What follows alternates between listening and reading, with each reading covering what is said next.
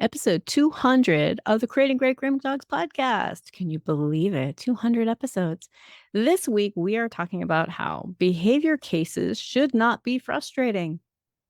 I know somebody out there just said, "What? Of course they are." If you are frustrated working on behavior cases, working with dogs and pets who have difficulty with grooming, we are going to troubleshoot that this week. There are some things that we can do.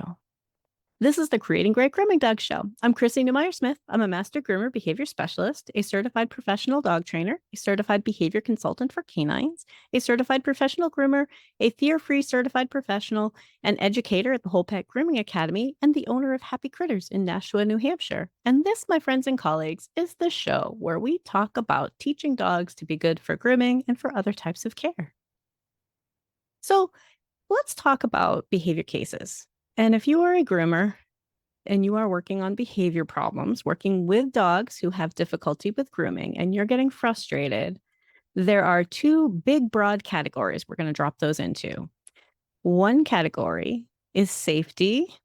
Frustration happens because you are stressed out for a reason. Is it because you feel unsafe? Is it because you know that this dog is set up in a situation that's unsafe? Okay, safety is going to be a big one. And then the other one is, are you trying to meet unrealistic expectations? And that's a customer service angle. So there are two big main categories that we're going to get into when we start talking about why are you frustrated working behavior cases? And I'm going to throw in here, because my dog trainer background, I think if you ask trainers, like, are you frustrated by working with dogs that have barking problems, we'd be like, no, that's the problem we're working on. We're working on this issue. We're not trying to get a job done despite the issue. This is the job, is to work on the issue. So if we're getting frustrated, it probably means that something has gone out of our control, right? Something's gone amok. So something is not right. Something has gone wrong. And I want you to think those two categories. Is something unsafe? Are there unrealistic expectations?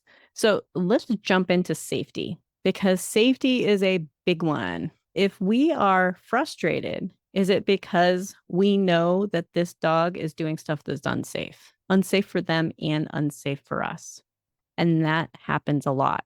That is why, and so often, I talk about how the reason why dogs find grooming difficult is that they find it unpleasant, uncomfortable, and or scary.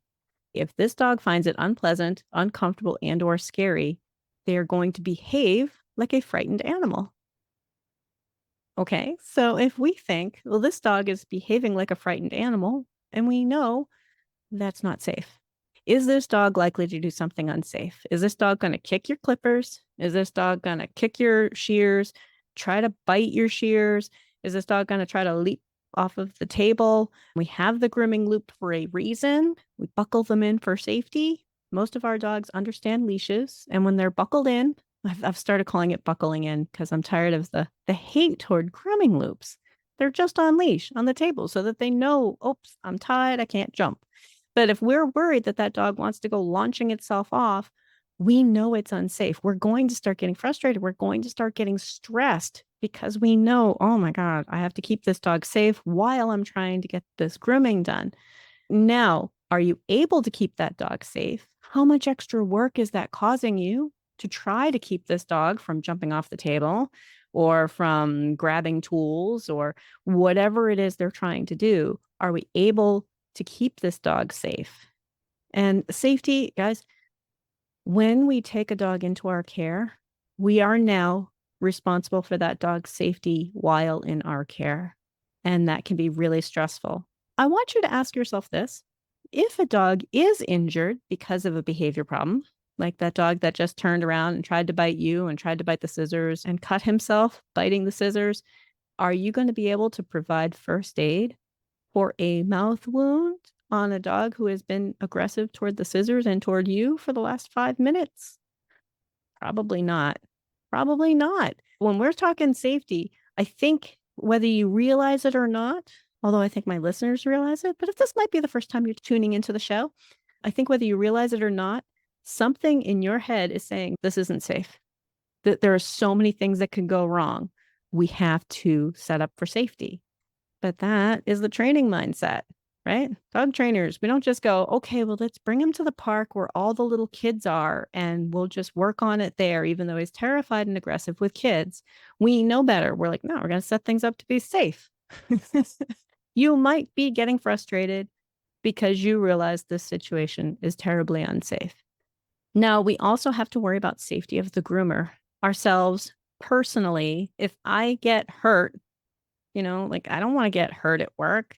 And getting hurt, I think owners tend to think about safety in terms of, I don't think my dog would bite you.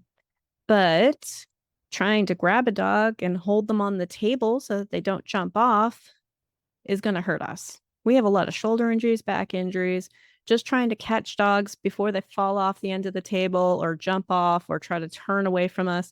If those kind of things are happening, you haven't been able to effectively set up for safety, and it is stressing you out. It's about being more prepared to set up to make this safe. There are lots of ways for us to get hurt, scratches and bruises and twisted joints and muscle soreness. And I want you to also recognize that some of these dogs that are coming in for grooming have no business being dropped off at a grooming shop. As a dog trainer, I think dog trainers are more likely to know the kind of aggression issues that are out there. But those owners might be like, oh, yeah, he loses his mind if he sees a stranger at like 50 feet away. But they think nothing of, I'm going to go to the haircut store and drop him off for a haircut.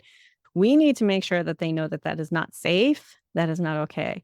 Dangerous dogs do not belong in there unless they are actively working through in a very, very safe way. So ask yourself, is this dog a danger to me? And if you really are worried, here's something that you might find quite liberating. You might really like this idea. Not all dog trainers work with aggressive dogs. Why should all groomers have to work with aggressive dogs? And I've had so many people go, what? Yeah, not all dog trainers work with aggression cases. Plenty of dog trainers are like, you know what? This is just an obedience 1 class. I'm sorry. He really doesn't belong in here. I can refer you to somebody else, but this isn't where we work on dogs who are unsafe. You're in the wrong class. I don't do that. As groomers, we do not have to. I, of course, encourage all of you to learn about behavior because behavior is awesome and learning how to teach these dogs to feel safe. The 3 C's, calm, comfortable, and cooperative.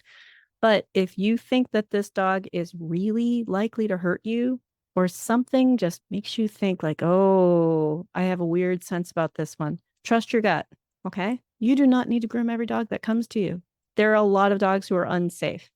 So safety is one of the reasons why we as groomers get frustrated. And our owners have no idea about safety. We'll talk about that more later and when we talk about a safety policy, but they don't know that their dog is unsafe. They're like, oh, you can put a muzzle on him, maybe add some more people. We have to spell it out. Like, yeah, that does not render your dog safe. Dogs have died that way, just panicking, even though they had a muzzle on. They can get a muzzle off and easily bite someone. So muzzles do not render a dog safe. Dogs can still be quite dangerous. Dogs can hurt themselves. And here's something else to think about when we're talking about safety. Is this pet likely to hurt other pets or people? And that might not be something that happens in your particular situation. But what if it's a dog that can easily pull its owner to go attack another dog in the parking lot or another person in the parking lot or in your waiting room?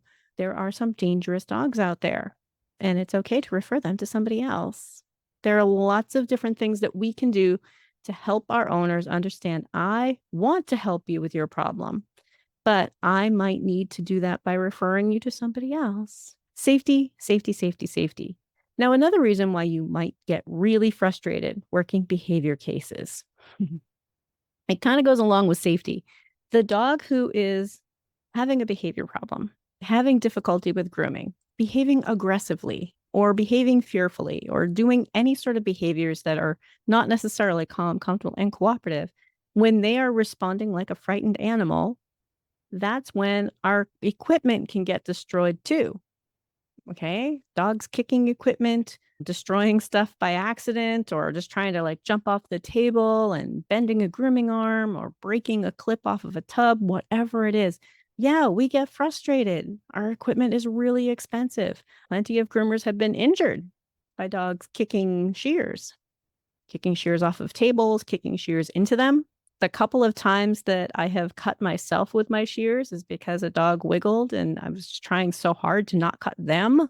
Behavior problems are when dogs get hurt, people get hurt, equipment gets broken, and customers get upset. Okay, so we have a lot riding on it, and we know that. And that can be really frustrating if we feel like we need to do perfect trims on a dog who is not capable of perfect trims. I want you to know, if a dog gets injured, if you get injured, if equipment gets broken, or if a customer just really gets upset, we lose money. There's no money in that. So it's okay to pump the brake and say, I don't think we're going to be doing this particular grooming that you want today. And we'll talk more about that in the next part. Are you an experienced groomer who wants to take your career to the next level? Sign up for my class. You can stay here and enjoy the free stuff, but also the Master Groomer Behavior Specialist is for experienced groomers. There are 4 8-week classes. We have modules, reading, and presentations, followed by live Zoom calls. So if you are interested in taking your career to that next level, the Whole Pet Grooming Academy is a licensed post-secondary trade school offering real diplomas for real professionals. And that's where I teach my class. So please check it out, wholepetnh.com. So if we set up for safety, we're also setting up for customer expectations. Customer expectations is a huge part of why we get frustrated. Oh my God, I told them that he would look like this, and they showed me the picture, and I can't get him to match because he just won't hold still. It's a huge source of frustration for us as groomers. But let's pump the brake a minute here and go, wait a minute, this dog is having difficulty. We need to get our customer expectations in line. And we need to offer them some things that can be achieved today. It's not perfection or nothing. It's not like, oh, I turn you away. It's how can I help you with the dog that we are seeing today, this pet? How can I help this pet learn to be good for grooming? For a lifetime of grooming, 15 years. 15 years of grooming. How can we offer maybe modified grooming sessions? Maybe collaborate with their vet or with a trainer and become part of a team approach to teaching this pet to be comfortable with grooming. But customer expectations and setting up for safety are a huge part. And starting in with a safety policy. A safety policy spells it out for owners. If there's a behavior problem, we are going to slow down and work on the behavior problem, and we're going to charge you for the time that we spend, because it's different than the average groom. Your dog may not be completed. Your dog may not be perfect. You are not going to the haircut store or the nail trim store. These are not objects that we can sell. They're not something that's on a shelf. These are services that we offer, and your pet isn't well prepared for our services. Talking to owners about it in terms of safety instead of behavior problems. And I'm going to go into that just a little bit more here. I think a lot of the time groomers are like, well, there was a behavior charge, or he's really not good for it. Instead, I really want you to focus in on this isn't safe, and I am your professional, and I need to keep your pet safe. Safety is the way to get owner compliance. This is the way for them to understand it, because otherwise they think, yeah, he's a lot more work, but I have to pay for it, and they will never work on it. Can I say that again? If they just think it's a purchase, oh, he's not good, they charge me more. They charge me more because you're not really good about your feet, Sparky. Sparky looks up at them all adoring, and they're like, but we love you, Sparky, so we'll pay the $20 more. They don't understand that there is a goal here, and that working with their pet is something that they should still be doing, and that we're still doing. Don't just charge them a behavior fee. They will just bring in more money, and it will make you really frustrated. He's had this problem all along. Why isn't he getting any better? And we'll be like, I don't know. Are you working with him at home? So they'll all look at you like, what? No, we pay $20 more every time. Like groomers are just lazy. Can I just tell you, if you're not a groomer, groomers are not lazy. But sometimes we're not real good at explaining that we're trying to keep your pet safe. We have some goals to try to help this pet learn to be good for grooming. Learn to be good for grooming. And that's an owner responsibility. So when we talk about safety, we can use words like your dog isn't well prepared for our services today. What can we try today? What is most important to you? Let's hash it out and figure out what we think we can complete and stick to your standards. Groomers, right now, I want you to say this in your head. I have standards that I am going to stick to. No, I am not going to do things that I think are not in your dog's best interest or unsafe. We already talked about safety. No, I'm not going to do unsafe stuff. Owner responsibilities include things like not letting your dog hurt people. And everyone, let's just take a moment and think about the fact that groomers and vet techs and like we're all people. You can't just bring him to the professional like, oh, yes, I know he bites. That's why we bring him to you. Like, no, no. That's an owner responsibility to be working with their pet.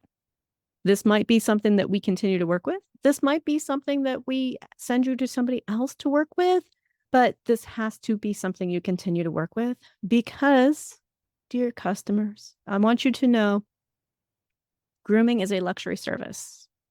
Having your dog groomed by a professional is a luxury service. I know everyone's like, no, it's necessary. It keeps them healthy. You could groom your own dog. Yep, you are likely to hurt him while you do it. You're likely to get hurt by him while you do it. But we want to prevent that, but also while maintaining our safety standards and our humane standards to help your pet learn to be good for it in the future. And if an owner does not want to be part of that, tell them no.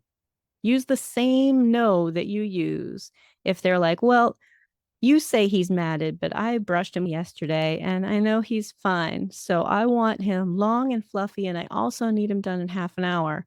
Every groomer out there is going to say, that isn't possible. No, let me show you that he's matted. And the owner's like, nope, he's not. Like, we'll show you, we'll get in there, or we'll just tell you no. You need to treat it the same way. I cannot get perfectly groomed dogs done over behavior problems. No, because we know it's unsafe. We know it's unsafe. We are the professional. And if their dog gets hurt, they're going to come back and say, you're the professional and you should have known better. And guys, I'm going to agree with them. As a professional, we should know better. Accidents are going to happen, but we should be setting up for safety every time. And that can include telling an owner no. These are the things I'm offering you. A full trim done beautifully to perfection is not one of them today. And I would like to work toward that for the future. 15 years is a long time. So a 15-year lifespan, I am not going to fight with your dog every 4 to 8 weeks for 15 years. That's ridiculous. It's absurd. So what can we offer our customers that decrease our stress, that decrease our anxiety, that make grooming behavior problems less frustrating? How can we make these things easier? So if we've already talked to our owners about our safety policy, all right, now they're like, ooh, we've already talked to them about safety, that we don't want their dog to get hurt. We can then talk about what do we think your dog is going to be like and set up some time frame with goals. If a dog can't handle what would normally be a groom for them, let's say it's a dog who normally in a perfect world would take an hour and a half, and this dog can't handle that. Why would we go any longer than that? Yet I keep seeing groomers like, and it took me like 3 hours. And by the end, he was really, really bad. And what we're actually doing is setting that dog up to fail, setting that dog up for the worst possible situation ever. And now you're also an hour and a half behind on every other dog you were going to do that day. It's not like you had an extra hour and a half hanging around, you know? So if we know that a dog can't handle the normal amount of grooming, like that hour and a half, book them less time. We're not doing perfect trims on dogs with behavior problems. We do a hell no on that. Hard pass. We are not doing that. We don't do perfect trims on dogs with behavior problems. So if we tell them, let's talk about what are most important today. Most of our owners are going to say nails around his eyes. Can you get around his backside to help us keep him clean? And then figure out, okay, what if we book a half an hour or an hour? And then we can lower our frustration because we're setting this up to be safe and we've set a timer. I'm not working with your dog longer than that amount of time. I know your dog can't handle the regular amount of time. Your dog can't handle an hour and a half. Let's try an hour. And he's not going to be finished, but I'm going to work on him for an hour. And I'm going to try to get those main goals done, if I can, to the best of my ability, working toward the 3 C's: calm, comfortable, and cooperative. These are some of the ways that we can modify some sessions, still get some things done while making progress. We need to be making progress. We need to be thinking about the future groomings for a 15-year lifespan or longer. Now, we also can say, if we're doing smaller time frames, if I can see your dog for maybe it's only nails that they're worried about, that might be a separate appointment. Let's just do nails as a separate appointment because the nail trim problem takes us a while and he can't handle a long endurance run. So let's set up nail trimming as its own appointment. Maybe it's drying that your dog has difficulty with. Maybe we're going to set up, let's do a bath and do some brushing and stuff, but we're going to send him home damp. He's not going to be fully dry. We're not going to try the dryer at all. Let him air dry. And tomorrow he comes in for trimming and book it by the time. Tell them like, I'm right. I'm going to book you an hour and I'm going to book you an hour tomorrow. And that's still 2 hours of grooming time. But now you can do the job that you think this dog really needs and not be frustrated. Don't be frustrated. If you are frustrated working behavior cases, like I said, it probably comes down to safety or unrealistic expectations. So let's get in line with the idea that this dog needs some training. This dog isn't well prepared for our services. Here's what we can offer you today. And if they don't want that, we can also say no, because we are not going to let people run us over and put us in unsafe situations. That's how we keep behavior cases from frustrating us. I love working behavior cases, but I always set it up to be really safe. And I set it up with owner expectations. And my owners are happy with anything I can complete. How cool is that? So these are some of the key things to help make this more pleasant for you and for the dog and still make money. So if you enjoy the show, please remember to share it with a friend, share it with another groomer, share it with another pet pro, share it with an owner, but share it. CreatingGreatGroomingDogs.com. Thanks. Have a great week.